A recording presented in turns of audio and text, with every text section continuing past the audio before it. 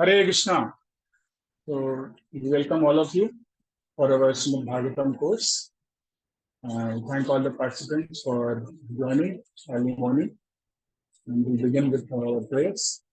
Please repeat after me. आप सभी लोग अपने आप को अनम्यूट करिए और मैं जो बोलूंगा मेरे बाद रिपीट करने का प्रयास करें। मेरे पीछे बोलिए, ओम नमो भगवते वासुदेवाय।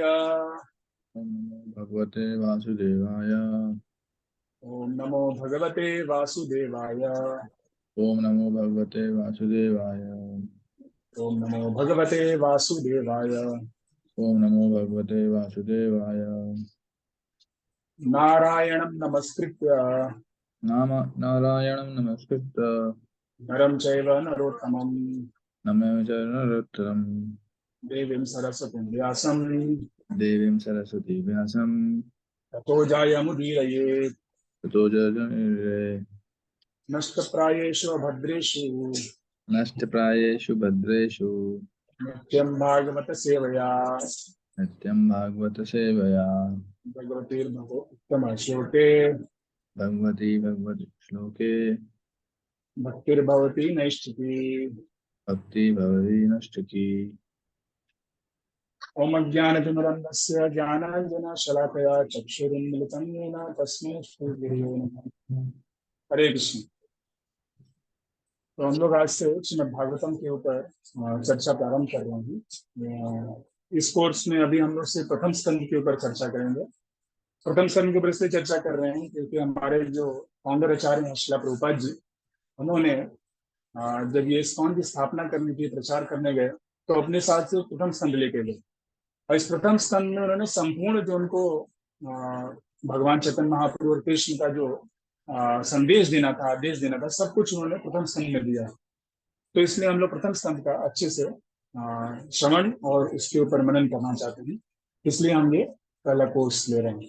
इसको टेक्निकली भागवत प्रवेश कहा जाता है, जब हम भागवत में प्रवेश कर रहे हैं।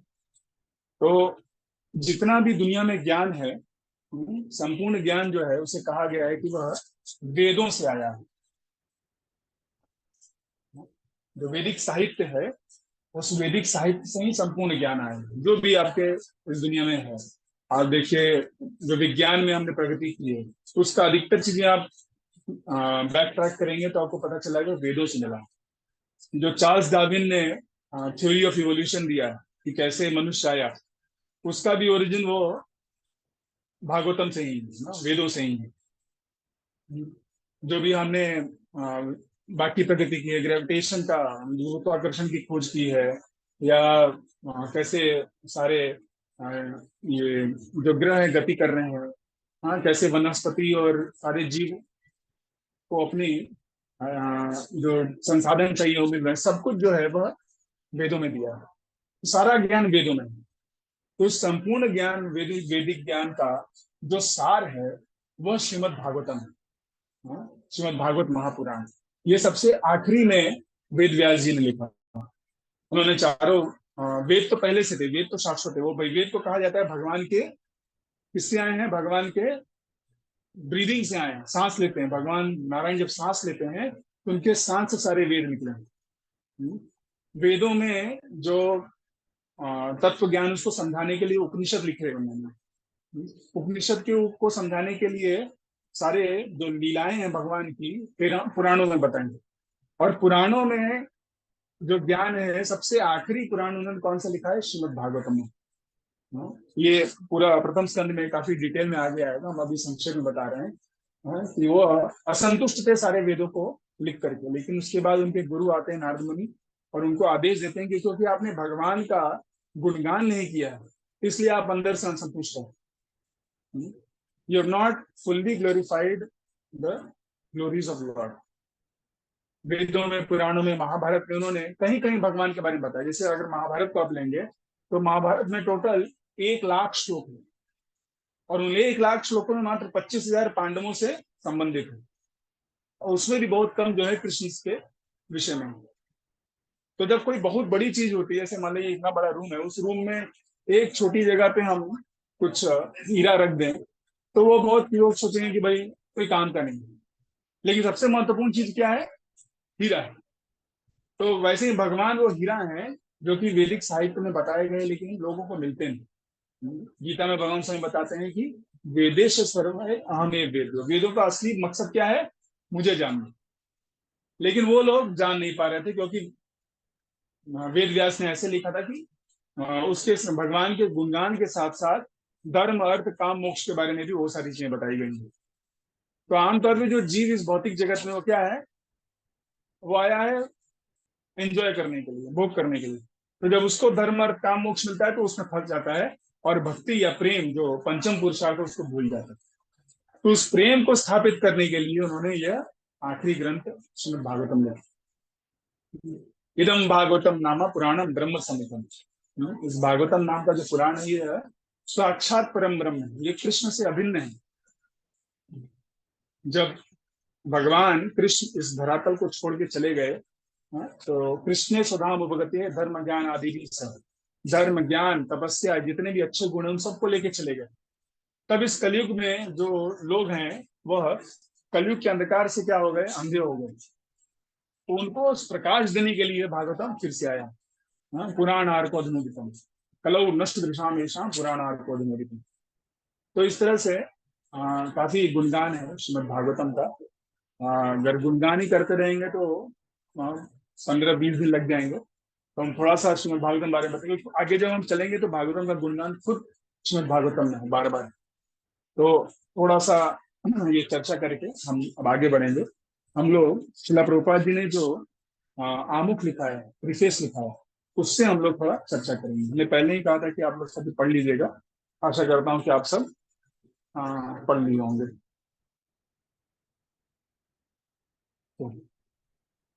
तो प्रभुपाद जी के प्रीफेस से पढ़ रहे हैं कुछ कुछ parts. Human society is no longer bounded by geographical limits to particular countries or communities. Human society is broader than in the Middle Ages, and the world tendencies towards one state or one human society. तो मानव सभ्यता जो इसने बहुत प्रगति कर ली है, प्रभुपाद जी कह रहे हैं। और अभी हम जैसे पहले के समय में जो मध्यकाल था उसमें उसके मुकाबले अभी आधुनिक समय में तो काफी हमने प्रगति कर रही है। अब इसमें क्या है कि हर व्यक्ति चाहता है कि एकता हो, एक स्टेट हो, एक देश हो, एक सभ्यता हो, एक चीज हो। तो उसके प्रति सभी लोग, क्योंकि हर देश में अलग अलग सभ्यता है, अलग अलग नियम कानून है, तो लोग चाहते हैं कि एक फेयर एंड जस्ट एनवायरमेंट सब व्यक्ति के लिए हो। तो वह चीज यहाँ पे बता रहे हैं। तो यह अभी इसको जो उस वक्त रूपा जी ने करीब 1960 में लिखा था, अब इस चीज को न्यू वर्ल्ड ऑर्डर बोलते हैं। सब लोग चाहते हैं कि न्यू वर्ल्ड ऑर्डर, नई सभ्यता है। तो वह एक सभ्यता के बारे में प्रभुपाद जी पहले से ही उसको प्रेरित करते हैं कि ये लोगों का टेंडेंसी, ये लोग चाहते हैं। आगे बोल रहे हैं Prabhupada ji, human society at the present moment is not in the darkestness of oblivion. It has made rapid progress in the field of material comforts, education, economic development throughout the entire world. तो इस वक्त हम लोग अंधकार में नहीं है, हमने बहुत प्रगति की है विज्ञान में, आधुनिक जो हमारा आर्थिक व्यवस्था है उसमें बहुत प्रगति की है। हम भारत जैसा देश भी अब चंद्रयान बना लिया है, चंद्र पे पहुंच गया है। हाँ, तो बहुत हमने प्रगति की है। लेकिन but there is a pinprick somewhere in the social body at large, and therefore there are large scale quarrels even over less important issues. लेकिन इतनी प्रगति करने के बाद भी क्या हो रहा है, हम प्रभुपाद जी कह रहे हैं कि कहीं ना कहीं कुछ मिसिंग है, कुछ प्रॉब्लम है। और थोड़ा सा भी अगर कहीं किसी को कोई आप अगर एक छोटा सा पिन मार दें तो क्या होगा, बड़ा बड़ा लड़ाई होने लगता है। आज 2-3 साल से यूक्रेन और रशिया का युद्ध चल रहा है। पिछले 70-80 साल से भारत पाकिस्तान का अघोषित युद्ध चल रहा है, चीन के साथ भी चल रहा है। तो वहां पे अगर आप जाएंगे तो पहाड़ी इलाका है, इतना बर्फ है, कोई रह नहीं पाता है। फिर भी वहां दोनों तरफ जो सेनाएं जो है बंदूक लेके खड़ी हैं, और लड़ाई होती रहती है, बमबारी होती रहती है। उधर से कभी आतंकवादी आ जाते हैं, वो मार देते हैं लोगों को, यहाँ से लोग सर्जिकल स्ट्राइक करते हैं, वहां जाते हैं। तो इतना हमने प्रोग्रेस किया है, लेकिन फिर भी हमें कहीं ना कहीं कुछ तो प्रॉब्लम है, जिस कारण ये सब बड़े बड़े युद्ध हो रहे हैं। कहा जाता है कि दुनिया में एक समय में 150 युद्ध चल रहे हैं। पूरे विश्व में। कहीं ना कहीं छोटा मोटा लड़ाई झगड़ा चल ही रहा है। हाँ, घर घर में भाई भाई से लड़ रहा है, फिर एक गांव दूसरे गांव से लड़ रहा है। हाँ, एक राज्य दूसरे राज्य से लड़ रहा है, एक देश दूसरे देश से लड़ रहा है। ठीक है, तो इस तरह से लड़ाई पूरे विश्व में चल रही है। इतना प्रगति करने के बाद भी, तो ये प्रगति हमने की है, लेकिन वो प्रगति हमको असल में मदद नहीं कर रही है। हमको कुछ और चाहिए। क्या है वो? तो प्रभुपाद जी ने अपने श्रीमद् भागवतम के प्रथम स्कंद के 5वें अध्याय के 11वें श्लोक में कह रहे हैं, जिस उस वक्त चीन ने भारत के ऊपर आक्रमण किया था, तो वह लिखते हैं, while preparing this commentation on this particular stanza of Srimad Bhagavatam, we have a crisis before us. Our neighboring friend China has attacked the border of India with militaristic spirit. We have practically no business in the political field. Yet we see that previously they were both China and India, and they both lived peacefully for centuries without ill feeling. The reason is that they lived those days in the atmosphere of God consciousness, and every country over the surface of the world was God-fearing, pure-hearted, and simple. And there was no question of political diplomacy.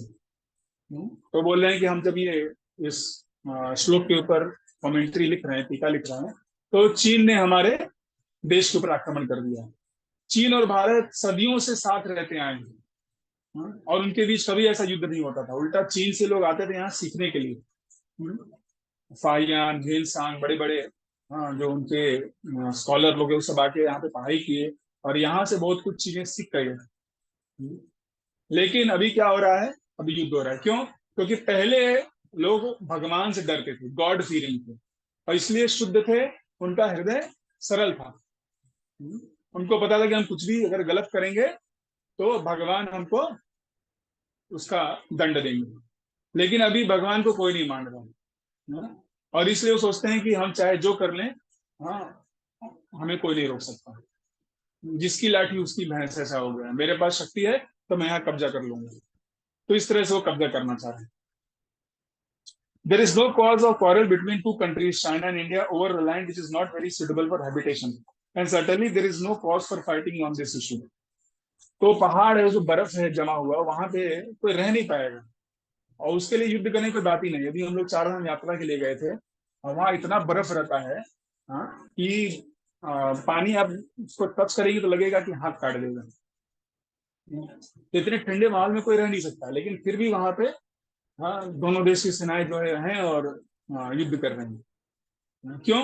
क्योंकि वह भगवान को भूल गए हैं, और वह चाहते हैं कि हम ये जगह हमारा हम कब्जा कर लेंगे। But due to the age of coral Kali, which we have discussed, there is always a chance of coral on slight provocation. This is due to not the issue in question, but to the political atmosphere of the age. तो अब ये युद्ध जो है वहां पे उस जगह के लिए युद्ध नहीं हो रहा है। युद्ध किस कारण से हो रहा है?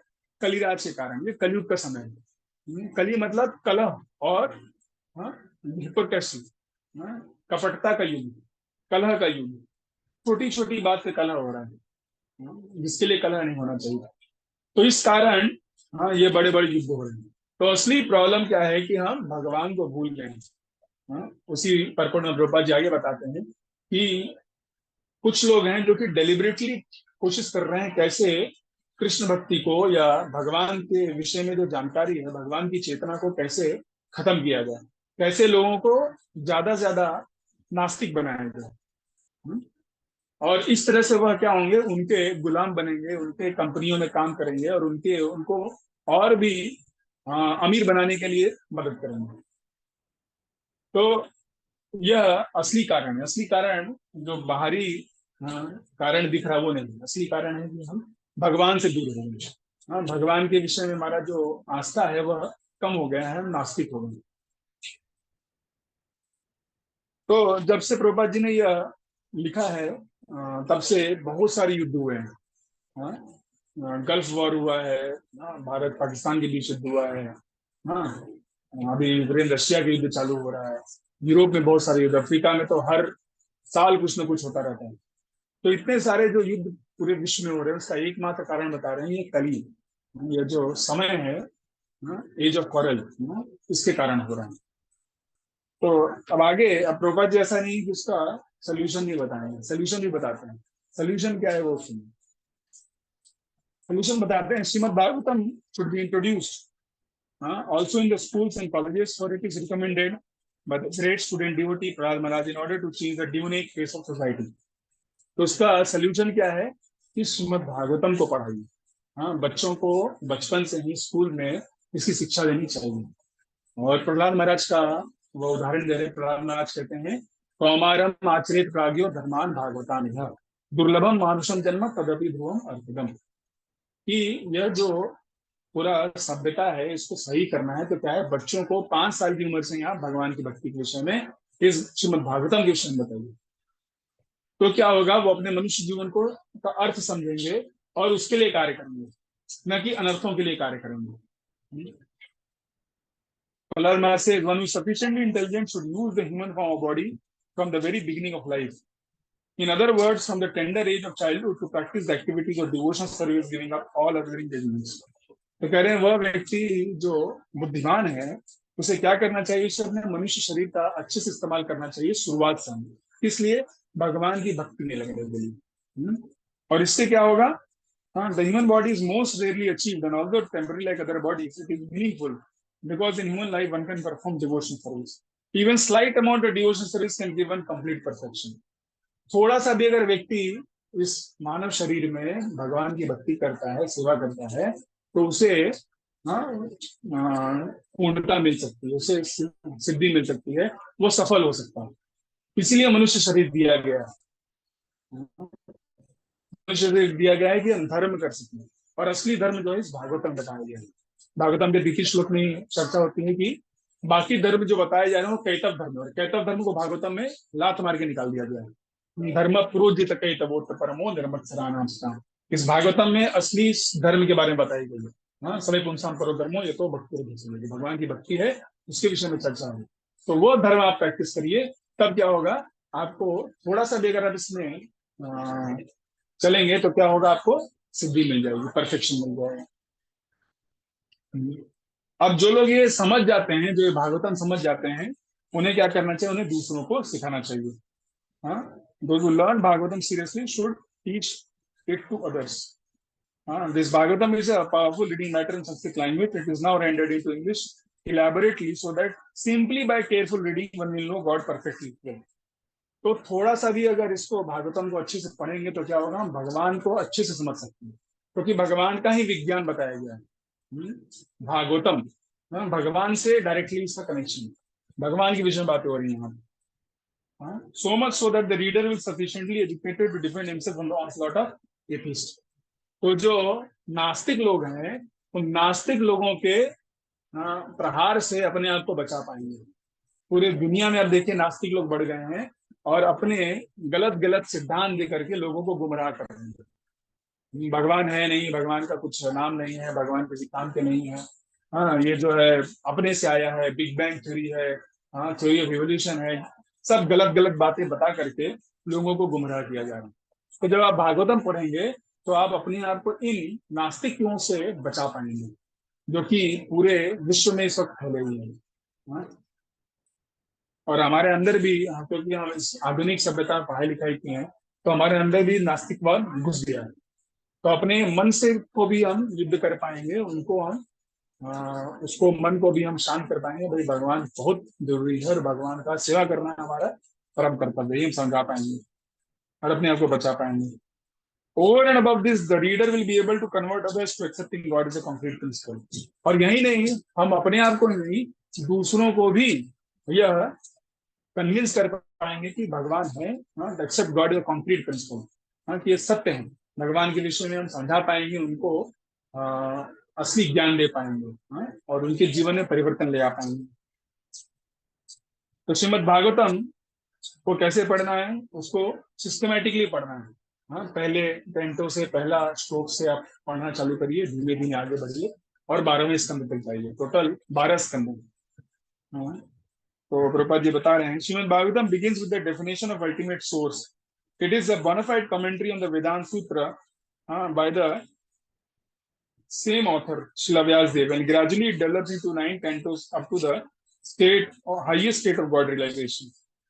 तो भागवतम जो है वह अल्टीमेट सोर्स, जैसे हम बता रहे थे ना, वन स्टेट के बारे में बता रहे थे, तो वो वन स्टेट क्या है, भगवान से आए, सब कुछ भगवान से आया है।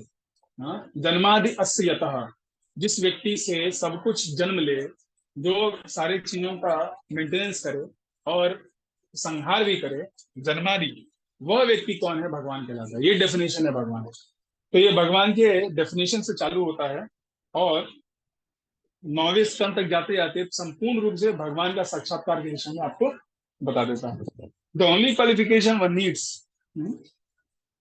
to study this great book of transcendental knowledge is to proceed step by step cautiously and not jump forward haphazardly, like with an ordinary book. It should be gone through chapter by chapter, one after another. तो इसको क्या करना है, इस दिव्य पुस्तक को पढ़ने के लिए आप श्लोक बाय श्लोक पढ़िए, चैप्टर बाय चैप्टर पढ़िए और इस तरह से धीमे धीमे पढ़िए। The reading matter is so arranged with its original Sanskrit text, its English literary transliteration, synonyms, translation, purports, so that one is sure to become a God-realized soul at the end of finishing first time canto. Prabhupada ji बोल रहे हैं कि मैंने यह 9 स्कंद, total 12 स्कंद है, उसमें 9 स्कंद मैंने ऐसे लिखे हैं। हाँ, इंग्लिश में ट्रांसलेशन है, उसका वर्ड शब्दार्थ भी है और तात्पर्य है कि आप अगर इसको पढ़ेंगे तो 9वें स्कंद पहुंचते पहुंचते भगवान का साक्षात्कार हो जाएगा आपको। Will God realize? So अगर आप ध्यान पूर्वक पढ़ेंगे, पालन करेंगे जीवन में। This book is complete. The 10th canto is distinct from the first 9 cantos because it deals directly with transcendental activities of personality and quadrant. One will be unable to capture the effects of 10th canto without going through the first 9 cantos. तो जो दसम स्कंद है, जिसमें भगवान की अंतरंग लीलाएं हैं, जैसे रास लीला है, ग्वाल बालों के साथ लीला है, द्वारका लीला है, मथुरा लीला है, तो ये सब जो लीलाएं हैं ये दसम स्कंद में बताई गई हैं। लेकिन आप इसको समझ नहीं पाएंगे, इसका संपूर्ण फायदा नहीं उठा पाएंगे अगर शुरुआत से नहीं पढ़ेंगे, प्रथम 9 स्कंद नहीं पढ़ेंगे तो आप ये दसम स्कंद को समझ नहीं पाएंगे। क्या होता है भारत में, लोग भागवत सप्ताह करते हैं और उसमें सीधे जो भगवान का रास लीला है उसके बारे में चर्चा करते हैं। तो आम जनता को पता ही नहीं कि हम शरीर हैं कि आत्मा है, और वो सीधे भगवान का जो अंतरंग लीला है गोपियों के साथ उसको सुनते हैं। तो उससे उनको और फायदा नहीं और घाटा ही होता है, उनका मन और दूषित होता है। तो इसलिए प्रभुपाद जी बोल रहे हैं आप क्या करिए, प्रथम स्कंद से पढ़ना चालू करिए, पहला स्कंद, दूसरा स्कंद, तीसरा स्कंद से पढ़ते पढ़ते 9वें स्कंद तक पहुंचते पहुंचते आप भगवान का साक्षात्कार हो जाएगा। और तब जब आप भगवान की लीलाएं सुनेंगे दसम स्कंद में, तब उसको आप अच्छे से उसका फायदा उठा पाएंगे, वो आपको आनंद मिल पाएगा जो दसम स्कंद में दिया गया। तो यह बहुत जरूरी है हमें समझना कि हमें एक के बाद एक जाना है। The book is complete in 12 cantos, each independent, but is good for all of them to read in small instalments one after another. तो 12 स्कंद का टोटल है, 10वें स्कंद के बाद 11वां और 12वां स्कंद भी है, वो भी पढ़ना है और धीमे धीमे थोड़ा थोड़ा जितना आप पढ़ सकें प्रतिदिन, एक परपोर्ट, 2 परपोर्ट, 5 पन्ने, 10 पन्ने, जितना आप पढ़ सकें प्रतिदिन आप थोड़ा थोड़ा पढ़ाई करेंगे और इस तरह से आप ये पूरा भागवतम पढ़ पाएंगे और भगवान का साक्षात्कार कर पाएंगे। तो इसका अब कोई बोलेगा कि प्रूफ क्या है भाई, आप तो बड़ी बातें कर रहे हैं कि भगवान का साक्षात्कार हो जाएगा। तो इसका प्रूफ स्वयं जो भागवत के पहले सुनने वाले हैं परीक्षित महाराज हैं। परीक्षित महाराज को श्राप मिला था कि 7 दिन के अंदर उनकी मृत्यु हो जाएगी, तो सब कुछ श्राद्ध पाठ छोड़ करके चले जाते हैं, सुखदेव गोस्वामी के चरणों में बैठ करके पूरा भागवत सुनते हैं 7 दिन 7 रात, और अंत में उनको भगवान का साक्षात्कार होता है। और वो जब तक्षक मारने आता है उसके पहले ही अपना वो शरीर छोड़ देते हैं और ये शरीर छोड़ के भगवान के धाम चले जाते। और ऐसे अनेक लोग हुए जिन्होंने भागवत को पढ़ करके अपने जीवन में साक्षात्कार किया है और भगवान का प्रेम प्राप्त किया। प्रभुपाद जी भागवत लेकर के पूरे विश्व में गए और इस भागवत का ही प्रचार किया, और उनके शिष्य जो हैं आज वह शुद्ध होकर के गुरु बने हैं और वह हम लोग को शिक्षा दे रहे हैं। तो जीवंत उदाहरण है। एक पुस्तक भागवत होता है और एक पर्सन भागवत होता है। तो पर्सन भागवत होगी, तो ये हमारे लिए बहुत बड़ा मौका है कि ये भागवत को सुन करके अपने जीवन में पालन करके हम भगवान को प्राप्त कर सकते हैं। हरे कृष्ण। तो आज हम यही समाप्त करेंगे। आज हमने देखा भागवतम का जो गुणगान है, वह कैसे भागवतम स्वयं कृष्ण है और वह इस कलयुग में आए हैं सबका जो आंखें जो बंद हो गई हैं कलयुग के लोगों को, उनको आंखें देने के लिए है। कलो निशान पुराना। तो भागवत को सुनना बहुत जरूरी है। पूरा विश्व जो है बहुत प्रगति किया है, लेकिन इसमें कहीं ना कहीं कुछ प्रॉब्लम होता है और तुरंत लड़ाइयां चालू हो जाती है। ये इसलिए है क्योंकि हम भगवान को भूल गए, भगवान से दूर चले गए। तो भगवान को अगर समझना है तो हमें भागवतम को प्रथम स्कंद से लेकर के 12वें स्कंद तक ग्रेजुअली पढ़ना है। तो अभी इस कोर्स में हम लोग कम से कम प्रथम स्कंद को अच्छे से पढ़ने का प्रयास करेंगे। जो भागवतम है वो स्वयं भगवान का रूप है। तो जो प्रथम 2 स्कंद हैं उसको भगवान का क्या कहा गया है, चरण कहा गया है। तो भगवान का जब हम विग्रह का दर्शन करने जाते हैं तो पहले चरण से चालू करते हैं। तो इसमें हम पहला स्कंद जो अच्छे से पढ़ेंगे, फिर उसके बाद दूसरा स्कंद पढ़ेंगे, तीसरा स्कंद पढ़ेंगे, और इस तरह धीमे धीमे हम लोग आगे बढ़ेंगे। हरे कृष्ण। किसी का कुछ प्रश्न है तो पूछ सकते हैं। हमारे पास थोड़ा सा समय, 3-4 मिनट और बाकी है। प्रतिदिन इस तरह से 7:30 से 8 हम लोग ये क्लास रखेंगे, और अगर किसी का कुछ प्रश्न हो तो आखिरी में पूछ सकते हैं। Anybody has any question they can unmute and ask. Tapas Prabhu, Janaki Mata ji, Smita माता जी, वीर प्रभु, शलभ प्रभु, किसी को कोई प्रश्न है तो पूछ सकते हैं।